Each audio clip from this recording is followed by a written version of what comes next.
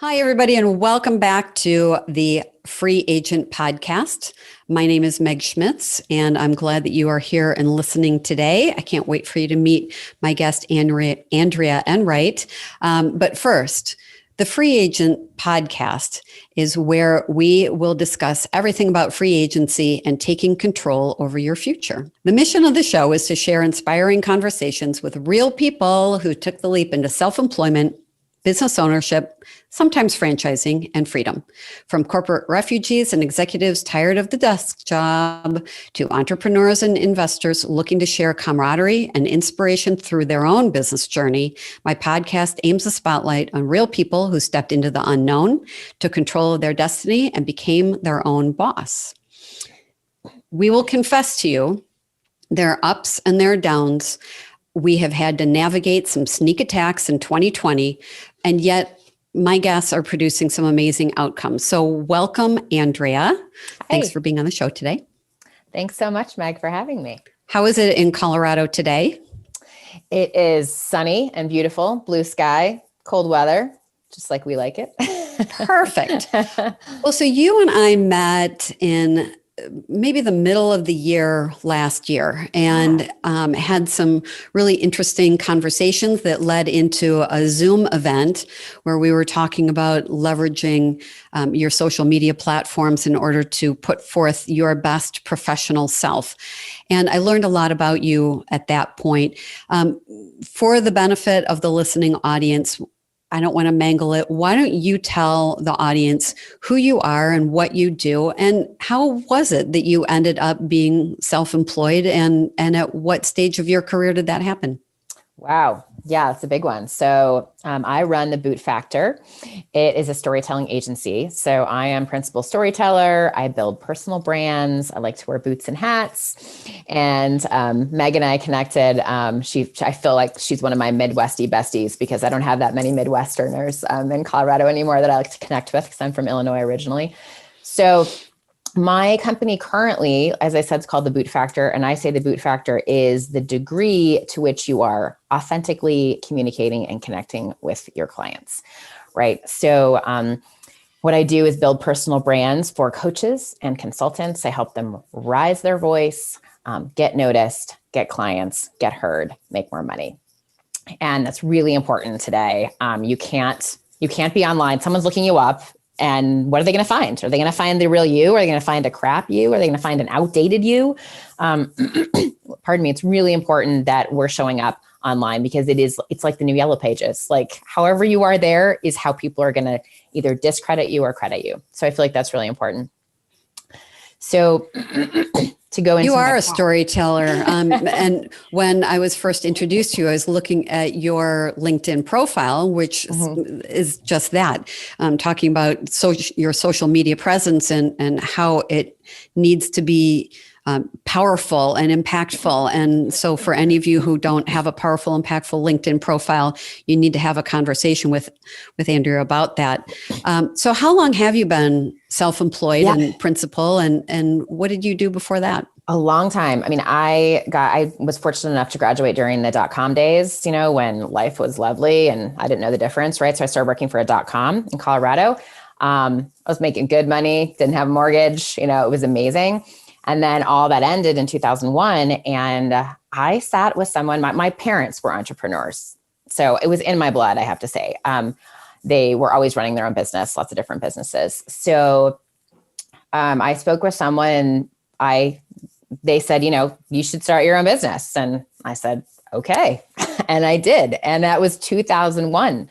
2002 is when I really became an S Corp. But and I have not looked back since. I cannot imagine being an employee again. It's just not for me. I really enjoy the freedom, the agency, the being my own creative boss. I really like to choose, obviously, monetary, clients are going to make me money, but I want to have my creative juices flowing while I'm working on those clients too. And over a lot of time, over the last 20 years, I have built a business where I can really be choosy about my clients. But yeah, it was 2002 when it all started, and my business has morphed and changed in many different ways since then.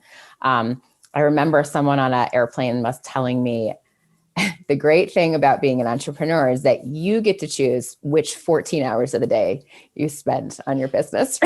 Exactly. And that is such an eye opener for people who've never had that freedom. And you've always been this in the silo of the corporate world, and to learn how productive you can be at your own choosing. Right. It's a lot of work, but honestly, you get to choose. And I was just chatting with another colleague the other day that, she said, we talked about, well, maybe we want to build a schedule where we get one day off a week. And I said, yeah, that's true. I said, and yet I end up taking a day off right throughout my week because I have so much freedom. I can go and do yoga at noon, or I can go pick up my child at 3, or I can, it really, that's obviously the biggest benefit to it. The other part is that you never really leave your work. And that is true. You cannot go home and forget about things. That doesn't work for me either. But some of us are wired that way. And I know that I am. Yeah. And I think that the work from home has made it even harder. What do they call it? The work-life blur, not the work-life balance. Balance is a myth anyway. So. Well, and that some people get there and some people don't. I was interviewing a gentleman this morning who said to me after 8.5 years, he's bored and he wants to sell his franchise because he's climbed the mountain. And I said, are you nuts? The thing is a cash cow. Let's find something else for you to do. And so finding that balance, it does take time. And for those of us who are type A plus, and I live with my husband and business partner, it is really hard to walk away. How do you separate yourself and recenter? Yeah, that's a really good question. And it's become even more critical during COVID. I think that I have become good at self-care. And I know self-care has become a buzzword, but I've found that self-care is really in the doing, right? So it's not about baths and essential oils and sort of the traditional gratitude journals. Not that there's anything wrong with those things, but it's really about taking a moment between meetings and breathing and walking outside and coming back in. And so that helps me kind of de-stress. And then separating it from my family is definitely a bigger challenge because I do work from home. But I also like to weave my work into my business and my personal life, and I weave my personal life into my business. I really feel from a Buddhist perspective that you need to be the same person in all aspects of your life. Yeah, I agree. And that I really believe that I am. There's nothing in my business that I wouldn't necessarily tell my daughter and husband. And I'm getting even more and more vulnerable in my business about being my true self, right? And really opening up, because when you get vulnerable, people respond. That is so, so true. The ability to create trust and that transparency. And I think for what you do, it's similar in some ways to what I do. The more transparent they will be with you and the more layers, the gooey inside that then you can draw into their profile. Mm-hmm. How in this world of Zoom or whatever, the virtual world, are you finding that there are tactics or things that you're doing that open up that honesty and create that trust? To be honest, I was Zooming long before COVID, and I was finding, I love sitting in coffee shops talking to people. And there came a time a few years ago when I was like, guess what? I'm wasting too much time going to coffee shops. It was not efficient, right? But I loved it because I'm also a very social creature. So I really feel like I tapped into that a couple years ago. And a couple strategies I use. One is that no one cares how much you know till they know how much you care. Heard it, student council, 1985, never forgot it. Like this is important, right? So that first 5-10 minutes, you can't go back. You can't jump into business and then be like, oh yeah, how are you today? You have to start in the beginning. How's it going? What are you celebrating today? What are you struggling? Now, the difficulty is making sure you make that last, 6 minutes and not 20.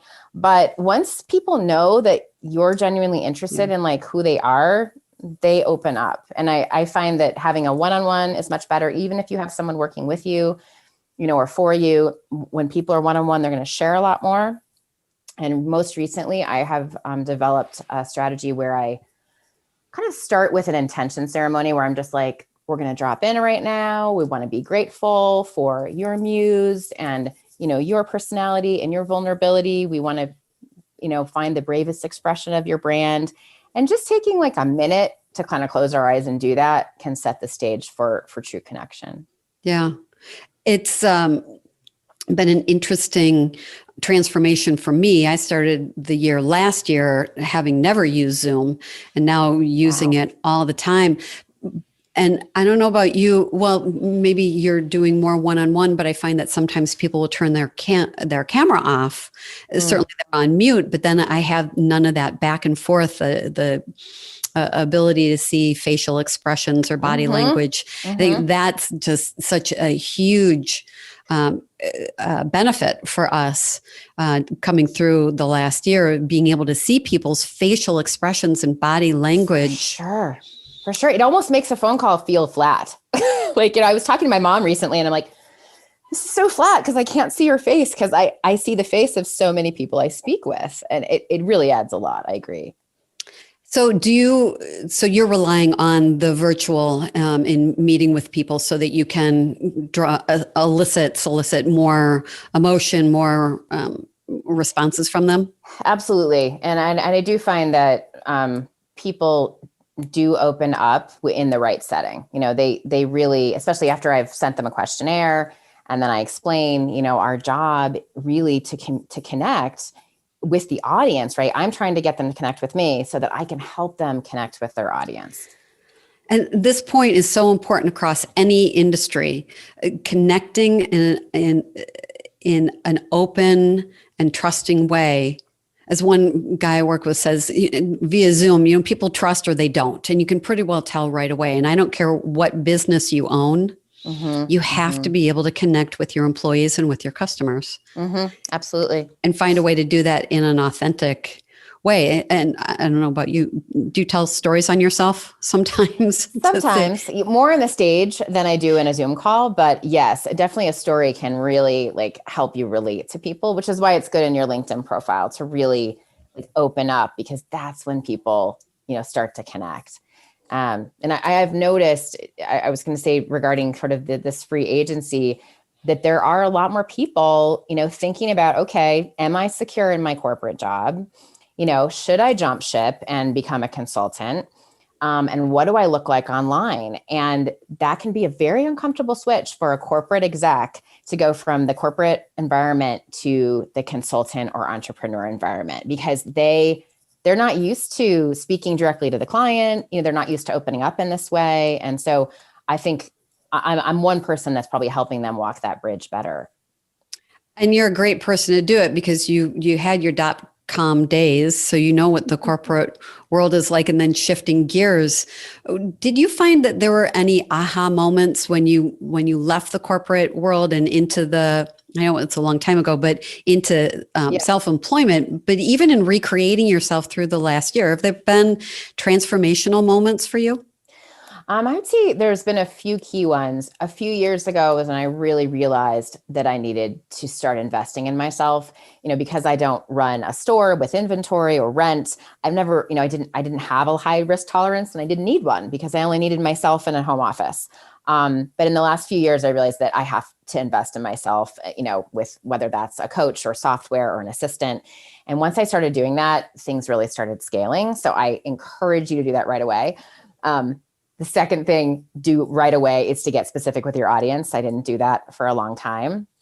But I would say that, in reference to what you said about the going from the .com to the entrepreneurial, my .com was very startup-y.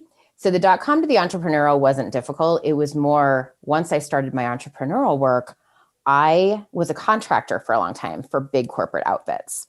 And so in that situation, I would go into these corporate offices and I would be the contractor coming in, right? Which I'm a big fan of. I have a big soapbox about hiring contractors, right? No onboarding, no offboarding, entrepreneurial attitude, no office politics, specialized skill. There's so many reasons to hire a contractor if you don't want an employee, right? Or if that's not a good fit. So I would go in these places and think, oh, it's so stiff in here, right? But I, as the contractor, I could kind of come in and get away with a little bit more. And so I found that it was a great breeding ground to really understand their culture, make them push their envelope a little bit with their words and how they communicated with their marketing. And I also found that after 12 to 18 months, I was typically feeling done with that corporate outfit and needed to, I was still a contractor, but I liked going back to my more freelancey life. I was just thinking about the word free spirit and creative, and you're fairy-like in some ways. I've enjoyed working with you, and I still have the notes actually from that Zoom panel discussion where you were one of the two speakers about the importance of your social media presence, and I still have the notes here on my desk. Through the last year, I've had some challenges as a business owner. We have employees. You have no employees. Is that correct? That's correct. Have you ever had employees? I never have. Oh, you're so smart. I really don't want them either, but at some point, I suppose it's possible. But, I like to think of them, even if you have employees, I like to think of them as shareholders, right? Because when you give someone a task, they're not on board. If you give someone a purpose, they're on board. And so even if I have contractors, I think of them more as like team members that, so I want to show them the way, right? Employee just can have a bad ring to it, even though there's nothing wrong with it. Well, and we've got over 100 right now. So the whole year of PPP and EIDL and all the challenges of running a business with employees. And so I think it's really important as you're working with people to help them as they're positioning and talking about themselves. How do they want to position themselves either as an employee? Mm-hmm. How do they create their own value proposition and the importance of that? I'd love to chat about that because that is something that I think a lot of employees are coming out and saying, oh, you know what? I need to have my own online brand identity, right? I need to have my own brand, even though I'm working for this big corporation or I'm working for the small business. My online identity really matters. And the thought leadership that I'm building can only help me and help the business that I'm working for. And I am finding more and more companies are being more open-minded about allowing their employees to have a LinkedIn profile that is truly more individual instead of just, like one of the herd. And a long time ago when I was working with outplacement, and I still do outplacement offices, I looked at the groups and I said, do you realize as individuals, you are a free agent? You're out of work now, but you're looking for another opportunity. And for them to define themselves the way that you did, as a contractor, I'm going in, I'm solving a problem. This is not forever. Yep. You are a free agent. I don't care how old you are. That corporate job is never going to be loyal to you forever. So the security is not there.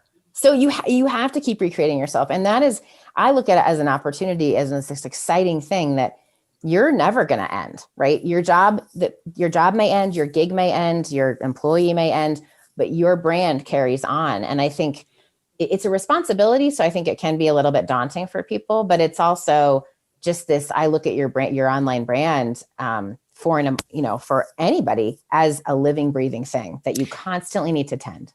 Thank you. And so the question that popped into my mind is kind of like getting your passport renewed. How often do you think people should go back to their LinkedIn profile or any of their profiles, online profiles, in order to update it? That's a great question. It really depends on what kind of business you're in. I would say, as an employee, if you're not looking for work, if you're not blogging, if you're not writing a book, you probably don't need to revisit it that often. Once a month, once a quarter. But as an entrepreneur, in an ideal world, you're going to go back every week and say, okay, what's going on with the industry? What's going on with COVID? What's happening? What happened to me last week? Did I get a new client? Did I finish up a client? Is there some accomplishment I can add? How can I address what's happening in the country and in the world? If there's just one way to make yourself a little more relevant on a, say, weekly or monthly basis, I definitely encourage it because people are noticing. And I got to say, as somebody who's not technologically savvy, it's a bane of my existence is keeping things up to date. So having someone like you, come on, you're doing a podcast. You're tech savvy. Come on, being able to continuously update to me, it seems time consuming and laborious, but that's why having someone like you who's there to draw out the details. So what is new? So yeah. Well, and that is part of what I do for my clients on a regular basis. But I think the trick is kind of recognizing those things as they happen, right? And that's like what I call this I used to call it the boot kicking mindset, was that how can you continuously be kicking your own, right? How can you say, wait, what happened great today? How can I recognize the celebrations? How can I recognize the struggles? How can I find the problems my clients are having? How can I take a conversation I had with a client and think, how can I turn that into an opportunity that I can talk about in a LinkedIn post, right? So it's really training your mind to recognize those things that you could post about or put in your profile. Did that answer your question?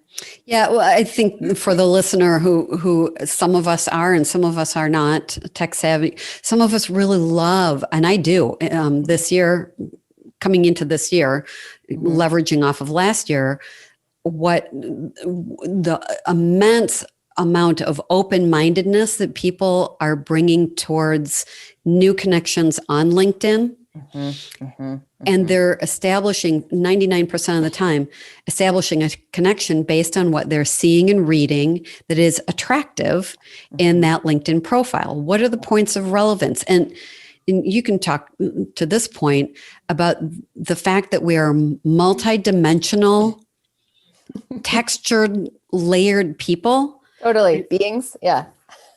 And so how do you, what do you think is most important in a LinkedIn profile? Is it to make one profile that makes you attractive in a single way, or are you finding ways to create opportunities to highlight those other elements of people's lives? Right. And so what I want to talk about a little bit here is this switch and sort of the shift, much like websites have done. LinkedIn has gone from a sell to a serve, right? Now people are still selling on it ridiculously, promoting themselves relentlessly, but enough about me. What do you think about me? On and on, me, right? Way too much. So websites used to be all about the features and benefits. Here's why we're amazing. Oh, by the way, we're amazing because of this. Now they're like, so marketing used to be about that. Now, even on LinkedIn, it is about anticipating your clients' issues and struggles and providing them with an experiential solution. So instead of selling, we want to serve. Instead of giving them a resume, this play-by-play of our life, that most of which is obsolete anyway, because it happened more than 7 years ago, right? Especially for someone my age or at our stage of life, we want to go from a resume to a resource. We want to provide them with some unexpected value in that LinkedIn profile. We want to give our best stuff away, because no matter what, they take our best stuff, they still got to call us to help them, right? So, I mean, we're not really giving anything away. We're offering up something they didn't expect. And so in that way, we also create thought leadership and we create credibility.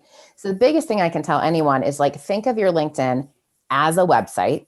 Think of it as a way to draw people in and start an intimate conversation.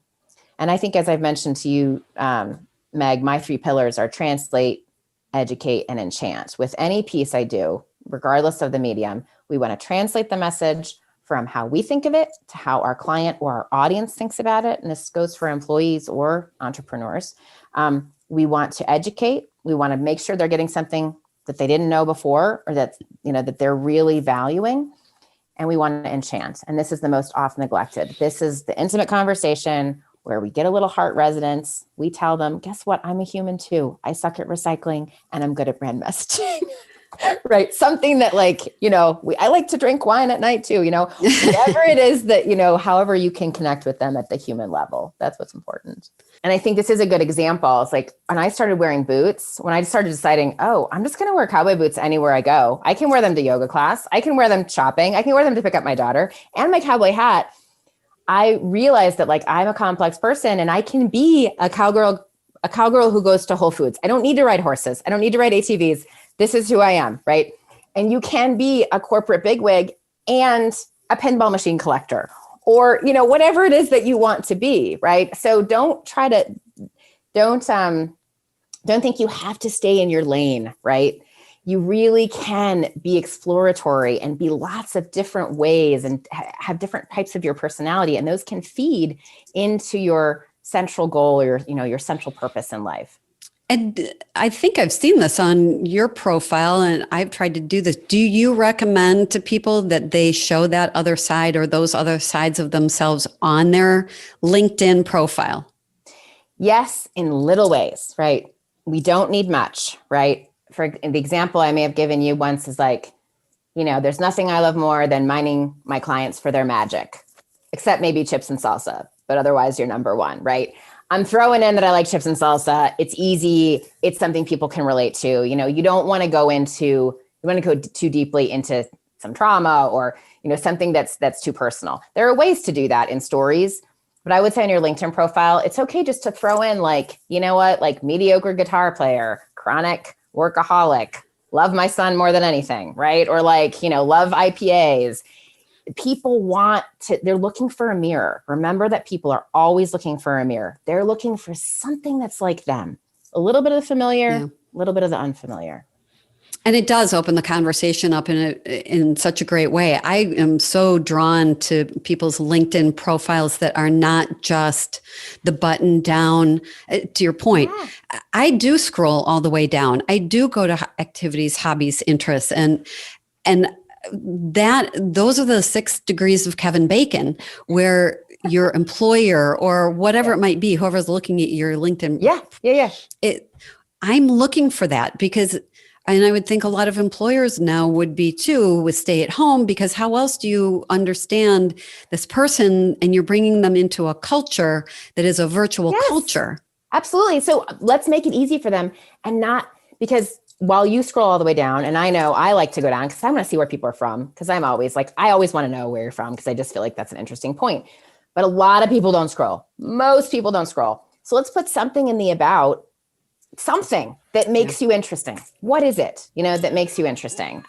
Put something in there. And I would say too, if there's room for just one single tip, it's a little tip. Remember that your last name, they give you 40 characters for your last name, because some people have ridiculously long last names. Most people have about a 7-character last name. So that is an opportunity to say Meg Schmitz - franchise extraordinaire, right? That's an opportunity to get more titles in there, more headlines. I'm going to use that one today. I've got it on my list of to-dos. It's not 2020 anymore. It's 2021. So I need to go back to my profile and make sure that everything is current for the new year. I'm going to use that tip. Cool. All right, go do it, Meg. Perfect. Well, what other good ones do you have? It's true. You could just like release them, and just as long as you put my contact information below, you can release them every week. Well, yeah. Remember how many characters you have for all that shit, because it's a lot. Like there's a lot of, most people use like a third of their headline space. They could be using, it should be who you help plus what you do plus why I should care. That should be your headline. Who you help, what you do, why I should care. I drink wine. I drink wine. Do you drink wine? And you do that because you say like, I drink wine and I hold the chainsaw, right? So like you're doing that. You got it covered. Yeah. Thank you. Well, it has been fun to put together my social media with Tamra and be able to see the world through her eyes. That's the benefit of hiring someone else to shape your profile, because we don't really see ourselves the way the world sees us.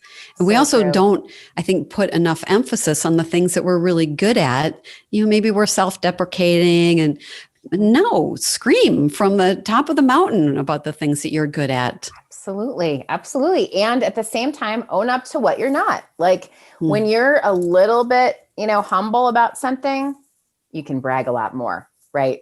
If you're only bragging, well, then, people get bored, right? But if you're just like, look, this isn't my thing, but this is, it makes you human. So, and that's what people want to, that's who people want to do business with. Going back to a previous topic in this podcast is people know they need to do business.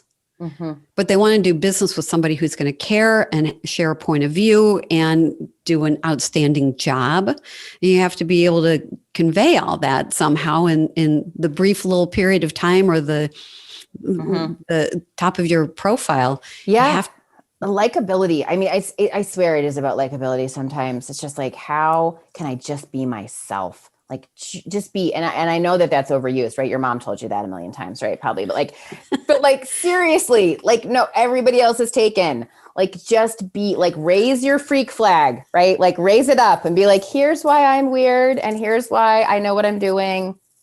And people are like, wow, she's like putting a stand down. She really likes boots, or she's putting a stand out. She's decided to live on 70 acres instead of living in a small house. I forget how many acres you live on, but like, you're devoted to open space, right? You're just like, that's me. It's what I do. Right.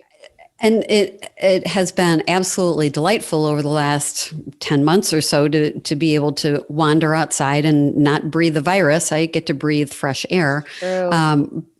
But I did decide August that COVID coma needed to go away, and the full engagement. So one of my nicknames is the franchise guru, but the other one is the franchise fashionista. And so just like you wear the cowboy hat and the boots, I, over the years, have been known for my cowboy boots. And I recently had to throw away a pair that I bought at a resale shop for $8. I had them for the longest time. And when I threw them away, I said, well, I don't really need to buy another pair of boots. And then, as I said, I found the pair of boots over the weekend with the American flag on it. And I thought of you and I had to buy them. Well, I'm a big fan of the thrift stores. Like, that's where I get most of my boots because they're the best. But yes, go on. What else? Yeah. Well, to know who you are. And I understand that it's hard for some people. The world was a crazy place for the last year. And having some age, and I'm 57, has given me the opportunity to know thyself. I know myself. I know what I'm bad at and I don't want to do. And being able to then compartmentalize away the things that I don't want to do gives me all this lovely flexibility and free time to, like you were saying, go and recharge and take a break and embrace the real you. I do love wielding a chainsaw, and I do love being out in nature. So letting that come through in your communication is really important. Yeah. Meg, you look great for 57. You are killing it. My husband said that there was a lot more pepper. I'm sorry. There's a lot more salt than there is pepper. That's okay. And what's your word for 2021? Do you have a word? Well, I've got it right here. I have a sticky note that is my mantra to myself. And it says, "Dear universe, let me be clear. No ambivalence any longer. Send me candidates who are movers, shakers, buyers of my great franchise companies, empire builders." Pow. 2021 is going to be the best year ever, better than any of my past good years. The best. Wow. I love it. Woo! How about I needed to be sincere and clear with the universe. I'm a big fan of the universe also. This is who I pray to. I'd see some badassery in there. That's really great, which is no surprise at all. Well, you got, and I think the new year is bringing, so many people said that they were going to stay up to watch that one go away and this one come in. Yeah. And there was a shift in language. I think so many words that were negative or, there's so much uncertainty. This is unprecedented. This is, there's fear and concern and riots and everything that is still going on today. But going into the new year, it was like shutting off that light and I'm turning this one on. Totally. Yeah. It's an important transition. So it feels good. It is. For sure. What is your favorite social media platform? LinkedIn for sure. I've found just found this great blend of business invigoration and authentic connection when you look hard enough on LinkedIn. I'm not a huge fan of every social media platform has its place, but LinkedIn is my favorite for sure.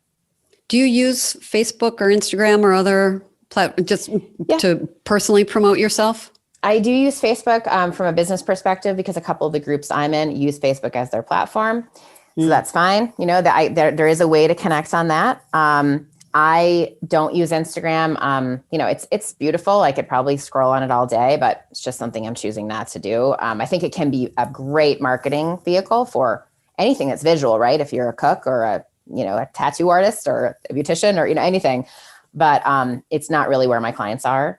I think those are the main ones. I think it's for some people really hard to shut it off and not be out there. But as we discussed in that particular Zoom panel discussion, know yourself and know your messaging. And if you are going to leverage or you're going to be a presence on other social media platforms, create a uniform presence and branding so that even though the audience is different, how you're representing yourself, there's still continuity. Is that correct?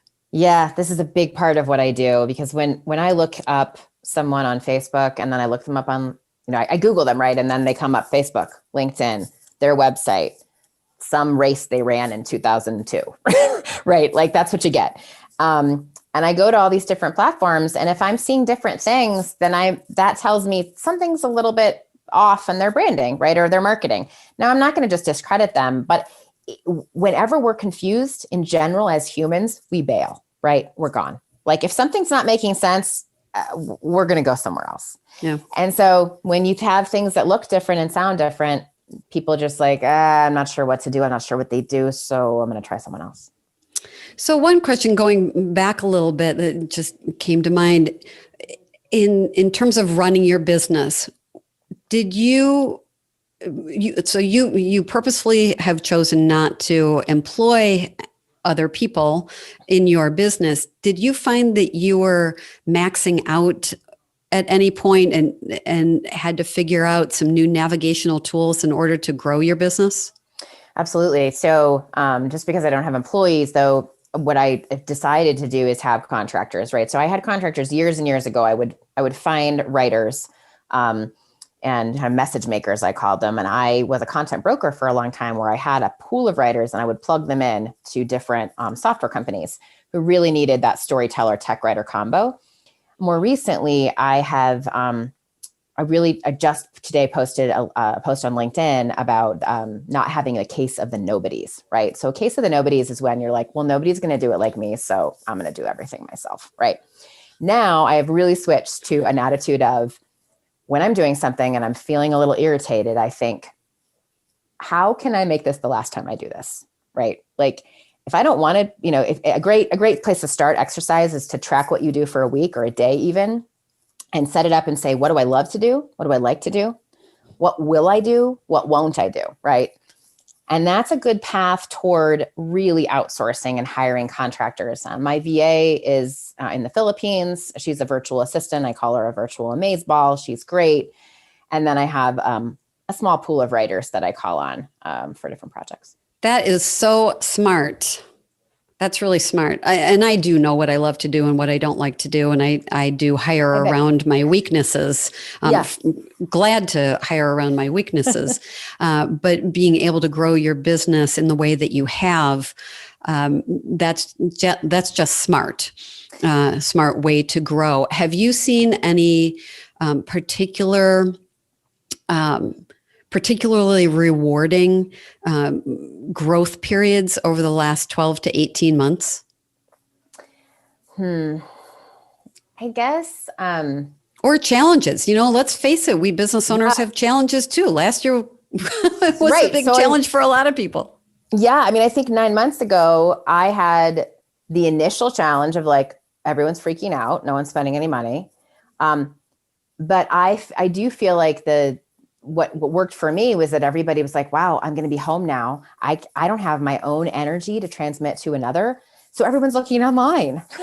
And so, that was where the market really worked for me. But I do think that growth phases, my big growth phase really changed when I started speaking, when I started investing in myself. And when I started doing exactly what I wanted to do, instead of saying I do everything, not with the employees, but just like, I used to just be this content person that did anything from websites to collateral to just, it was hard to say no, and I think learning to say no, another great LinkedIn post today from a friend of mine, Lisa Gaio, who was like, how do we say no better, right? How can we make no a sentence, right? And so saying no to things that weren't quite my wheelhouse and really saying, I remember the conversation in my kitchen with my husband. He said, what if you just did the things that you love to do? What if that was the only thing in your business? And I feel like it was kind of like this Hallmark moment, right? Like, I'm just like, oh, you're right. So when I got specific about that, my business improved. Yeah. And I think this is just a great point to end on and get your contact information out there, because that message is absolutely the truth. When you focus on providing something of value to people and you love doing it, you're serving. And so how can people reach you, Andrea? What's the best form of contact to find you? Sure. So you can find me online at thebootfactor.com. That's the BOOT, like cowboy boot, factor, FACTOR.com. My number is 303-746-1503. Again, 303-746-1503. I am very stalkable. You just type me in and I will come up. Would love to chat with you. And, I just wanted to say something more about what you just said, was that I really like to mine people for their magic, and that I love doing it. I want to help people be braver in the world with themselves, with their self-expression. And I do feel passionately about that. So thank you for having me. I'll tell you, last weekend, I thought of you, and I wish I'd worn them today, but the weather really isn't conducive. It's pretty slippery here. But I bought a new pair of cowboy boots that are stars and stripes on the shaft, and then stars. Laredo. I think they're Laredo boots. So I bought them last weekend, and I thought about you. And so I was really excited that you were on the schedule for the interview today. So thank you for, there's a boot that sometimes needs to kick you in the butt to get you to rethink yourself. And Andrea is the person to help you do that. So thanks again for being on the show today.